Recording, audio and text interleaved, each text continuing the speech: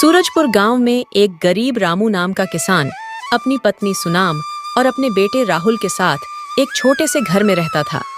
रामू का अपना कोई भी कारोबार नहीं था, इसीलिए वह दूसरे लोगों की जमीनों पर खेती करता और बहुत ही मुश्किल से अपने घर का गुजारा करता। पिछले कुछ दिनों से रामू बेरोजगार ही था। कोई भी उसे काम नहीं दे रहा था, जिस वजह से उसके घर के हालात बहुत खराब थे। उसके घर में खाने को एक रोटी का दाना भी नहीं था। यह ऐसा कब तक चलेगा? घर में कुछ भी नहीं है खाने को और आप भी बेरोजगार हैं। हम क्या करेंगे आखिर? मैं खुद भी परेशान हूँ। पिछले कुछ दिनों से गांव में कोई काम नहीं मिल रहा। जिसके पास भी जाता हूँ वह कहता है कि अभी कोई काम नहीं है करने को। अच्छा चलो, आप परेशान मत हो, सब ठीक हो जाएगा। कभी न कभी तो आपको काम मिल ही जाएगा। अच्छा चलो, अभी मैंने थोड़ी दाल खाने में बनाई है, ठंडी हो रही है, उसे खाते हैं। सूनम, तुम क्यों नहीं आ रही हो? आओ, तुम भी खाना खाओ। जी, आप दोनों खाना खाइए, मैं थोड़ी देर बाद खाऊंगी। रामू और उसका बेटा खाना खा रहे होते हैं कि उसी वक्त एक बूढ़ी अम्मा बाहर से आवाज लगाती है। कोई तो मदद करो, कोई तो मुझे खाना दे दो, मैं कितने दिनों से भूखी हूँ। उस बूढ़ी अम्मा की आवाज सुनकर रामू और उसकी बीवी बाहर आते हैं और रामू कहता है, अरे माँ जी, हमारे घर में तो खुद खाने के लिए कुछ नहीं है और आप हमसे खाने को मांग रही हैं। अभी तो थोड़ा खाना था, वो हमने खत्म कर दिया।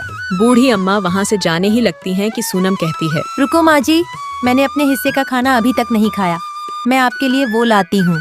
लेकिन सूनम, वो तो तुम्हारे हिस्से का खाना है। अगर तुम वो अम्मा को दे दोगी तो फिर तुम क्या खाओगी? कोई बात नहीं रामू जी, मैं भले ही भूखी रह जाऊं, लेकिन मैं कभी से किसी मजबूर को भूखा नहीं भेजूंगी। अच्छा ठीक है, जैसे तुम्हारी मर्जी। इस तरह से सूनम अपने हिस्से का खाना उस गरीब बूढ़ी अम्मा को दे देती है और वो उस खाने को खा लेती है। मेरी बेटी, आज तुमने अपने हिस्से का थोड़ा खाना इस बूढ़ी फकीर को दे दिया। ये तो कोई ही किसी के लिए करेगा। मेरे पास तुम्हें देने को कुछ खास तो नहीं है, लेकिन हाँ, ये एक पुराना शीशा है, ये तुम अपने पास रखो, ये तुम्हारे बहुत काम आएगा। लेकिन हाँ, इस शीशे में बस कभी रात को अपनी शक्ल नहीं देखना, फिर बुरा असर होगा। जी जी, हम आपकी बात का मान रखेंगे। सूनम, ये इस शीशे में ऐसा क्या जादू होगा जो उस बूढ़ी अम्मा ने हमें दे दिया? रामू जी, शायद ये हमारे अच्छे कर्मों का फल है। आपने सुना तो होगा ना कि हमें अच्छे और बुरे कर्मों का फल जरूर मिलता है। लेकिन सूनम, तुमने तो अपने हिस्से का खाना बूढ़ी अम्मा को दे दिया, अब तुम क्या करोगी? काश हमारे पास खाने को और खाना भी होता। जैसे ही रामू यह बात कहता है, एक चमक सी उठती है और जादू से उनके सामने खाने की प्लेट आती है। अरे सूनम, ये तो सच में एक जादुई शीशा है। अच्छा रुको, ऐसा करते हैं कि मेरा पकौड़े खाने को दिल कर रहा है, मैं इस शीशे से पकौड़ों की फरमाइश करती हूँ। सूनम, जैसे ही वह पकौड़े कहती है तो उस शीशे के जादू से बहुत सारे पकौड़े आ जाते हैं और वो दोनों बहुत ही खुश हो जाते हैं और मजे से उन पकौड़ों को खाते हैं। अगले दिन सुबह, बाबा, आज गांव में बहुत बड़ा मेला लगने वाला है। मैंने अपने दोस्त से सुना था। आज तो आप मुझे खिलौने लेकर दोगे ना? हाँ मेरे प्यारे बेटे, मैं तुम्हारे लिए आज जरूर ज्यादा खिलौने लूंगा। सूनम, जाओ मेरे प्यारे बेटे को तैयार करो और तुम खुद भी तैयार हो जाओ। आज हम उस बड़े मेले में जाएंगे जहाँ जाने के लिए हम सिर्फ सपने देखते थे। वो सब तैयार हो जाते हैं और मांगता है तो तुरंत ही बहुत सारे पैसे आ जाते हैं। उस गांव में हर साल एक बड़ा सा मेला लगता था जहां पर हर किस्म की चीजें मिलती थीं। वहां पर दूर दूर के गांव से लोग आते थे। बाबा, वो देखो खिलौने की दुकान, मुझे वो खिलौना लेकर दो ना। भैया जरा ये वाला खिलौना दिखाना, ये कितने का है? जी साहब, 100 रुपए का है। अच्छा, ये लो भाई इस खिलौने के पैसे। राहुल बेटा, कैसा लगा तुम्हें ये खिलौना? बाबा, ये तो बहुत ही सुंदर खिलौना है। सुमन, तुम भी अपने लिए कुछ पसंद करो ना। वो देखो कितनी खूबसूरत कपड़ों की दुकान है, वहां से एक अच्छा सा ड्रेस पसंद करते हैं। चलो भाईजान, इस जोड़े की क्या कीमत है? अरे भाई, ये वाला जोड़ा बहुत कीमती है, तुम्हारे पास इतने पैसे नहीं होंगे, तुम कोई सस्ता वाला पसंद करो। नहीं भाई, हमें वो वाला ही देखना है और पैसे की टेंशन आप ना करें। आप इसका रेट बताइए, कितने का है? अच्छा, ये 2000। ठीक है भाईजान, ये लीजिए 2000 रुपए और ये वाला जोड़ा हमारे लिए पैक कर दीजिए। रामू उस जोड़े को खरीद लेता है। रामू ने इस मेले में बहुत सी चीजें अपने बेटे और पत्नी के लिए खरीदी। इस मेले में ठाकुर साहब का नौकर हरिया भी आया था। ठाकुर साहब गांव के सबसे अमीर सेठ थे और हरिया उनका नौकर था। जब हरिया ने रामू को उस मेले में बहुत सारा सामान खरीदते देखा तो वह बहुत परेशान हो जाता है कि इसके पास इतने पैसे कहाँ से आए। अरे बाबा, ये क्या देख रहा हूं मैं? ये रामू इतनी सारी चीजें कैसे खरीद रहा है? इसके पास तो कल तक खाने के भी पैसे नहीं थे। चलो इससे ही पूछता हूं। हरिया रामू के पास आता है। और सुनाओ रामू, कैसे चल रही है खरीदारी? लगता है आज तो बहुत पैसे आ गए हैं। हरिया उस जादू के शीशे की बात छुपाते हुए कहता है। नहीं भाई, कुछ खास नहीं खरीदा, बस कुछ घर का सामान खत्म हो गया था, वो ले लिया है। अच्छा, कल तक तो तुम्हारे पास कोई काम नहीं था। तुम ठाकुर साहब से काम मांगने आए थे। लगता है तुम्हें कहीं पर काम मिल गया है। हाँ भाई, कोई और काम मिल गया था, इसलिए बस बच्चों को मेले घुमाने ले आया।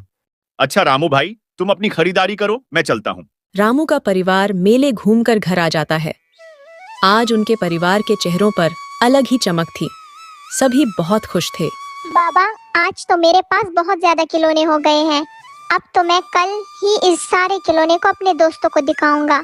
मेरे पास भी अब बहुत ज्यादा खिलौने हैं। हाँ मेरे बेटे, आज के बाद तुम्हें जो भी चीज चाहिए होगी तुम अपने बाबा से कहना, वो तुम्हें लेकर देंगे। इस तरह रामू के दिन हंसी खुशी गुजार रहे थे।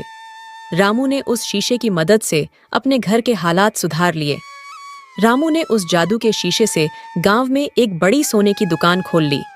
दुकान खुलते ही रामू की दुकान बहुत अच्छे से चल पड़ी। गांव के सब लोग रामू की दुकान पूरे गांव में फैल रही थी कि रामू जो इतना गरीब था अब इतना अमीर कैसे हो गया है और उसने गांव में सोने की दुकान खोल ली है। मैंने सुना है कि रामू ने गांव में सोने की दुकान खोल ली है। हाँ भाई, ये सच है। रामू ने एक बहुत ही बड़ी सोने की दुकान खोली है और गांव के सब लोग ही वहां से खरीदारी करते हैं। मैंने खुद अभी थोड़ी देर पहले देखा है। अच्छा, तो ये रामू के पास इतने पैसे आखिर आए कहां से? ये तो मुझे नहीं पता कि उसके पास इतने पैसे कैसे आए। वैसे इस वक्त तो मुझे भी पैसों की बहुत ज्यादा जरूरत है। कोई छोटा सा कारोबार खोलने का सोच रहा हूं, लेकिन पैसे लाऊं कहां से? तो तुम रामू से कहो ना, वो दिल का बहुत नेक इंसान है, वो तुम्हारी मदद जरूर करेगा। हाँ, तुम ठीक कह रहे हो। मैं एक बार रामू से जरूर बात करूंगा। ये बातें वो लोग कर ही रहे होते हैं कि वो देखते हैं कि रामू वहीं से ही गुजर रहा था। रामू भाई, हमने सुना है कि तुमने बहुत बड़ी सोने की दुकान खोली है। हाँ भाई, और उससे मेरी अच्छी कमाई हो रही है। लेकिन तुमने ये कैसे खोली? तुम्हारे पास इतने ज्यादा पैसे आखिर आए कहां से? रामू उन सबको उस जादुई शीशे के बारे में सब कुछ बता देता है। जादुई शीशा सच में तुम्हारे पास है और तुमने उससे इतनी बड़ी दुकान खोली है? हाँ, ये सच है, मेरे पास जादुई शीशा है और मैंने उससे ही सोने की दुकान खोल ली है। और मैं तुम लोगों को यही बताने आया था कि अगर तुम लोग कोई भी कारोबार शुरू करना चाहते हो तो बेझिझक मुझसे पैसे मांग सकते हो। मैं तुम्हें कारोबार खोलने के लिए पैसे दूंगा। अरे रामू भाई, ये बात कहकर तो तुमने हमारा दिल ही जीत लिया। और हाँ, हम किसको नहीं बताएंगे। इस तरह से रामू ने सब लोगों की मदद की और कारोबार खोलने के लिए सबको पैसे भी दिए। अब गांव के लोगों ने भी अपना अपना कारोबार खोला। अब ये बात धीरे धीरे उस बदनीयत अमीर ठाकुर तक भी पहुंच जाती है। अभिषेक, ये मैं क्या सुन रहा हूं कि उस गरीब रामू ने गांव में बड़ी सोने की दुकान खोल ली है। ये तो वही रामू है